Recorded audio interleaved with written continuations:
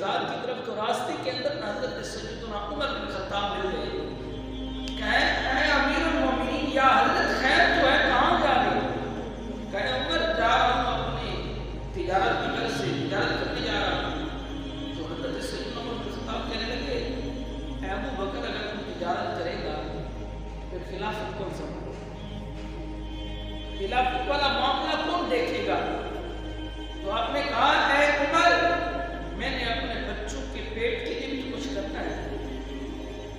تو حضرت سیدنا عمر بن خطاب نے آپ کو مشورہ دیا، یا حضرت آپ یوں کریں، آپ کا جو وظیفہ ہے، آپ کی جو تنخواہ ہے، وہ ہم بیت المال سے مقرر کر دیتے ہیں، تاکہ آپ لوگوں کے مسئلے سنیں، باتیں سنیں لوگوں کی. کوئی آپ کے پاس اپنی پیشکش لے کے آئے، کوئی معاملہ لے کے آئے، کوئی شکایت لے کے آئے، آپ اس کو حل کریں گے.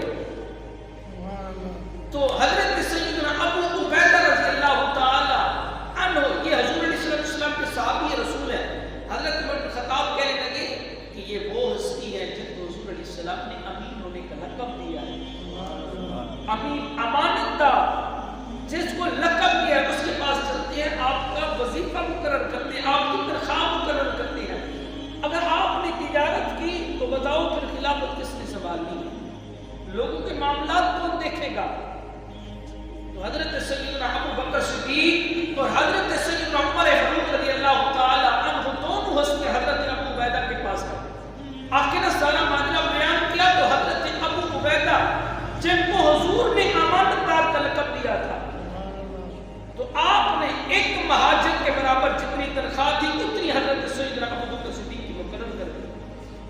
حالانکہ ہونا تو یہ چاہیے تھا کہ آپ وقت کے امیر تھے، بادشاہ تھے، مسلمانوں کے امیر تھے، تو یہ ہوتا کہ سب سے دگنا ہوتی آپ کی.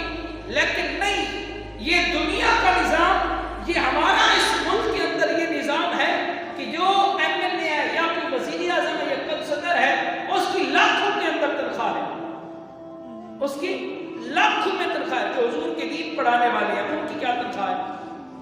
لیکن شکر ہے الحمدللہ پھر بھی ان کے چہروں پہ مسکراہٹ، ان کے چہروں پہ پھر بھی مسکراہٹ نظر آتی ہے. کیوں؟ وہ ساری رسول اللہ کے دین کی برکت ہے، قرآن کی برکت ہے.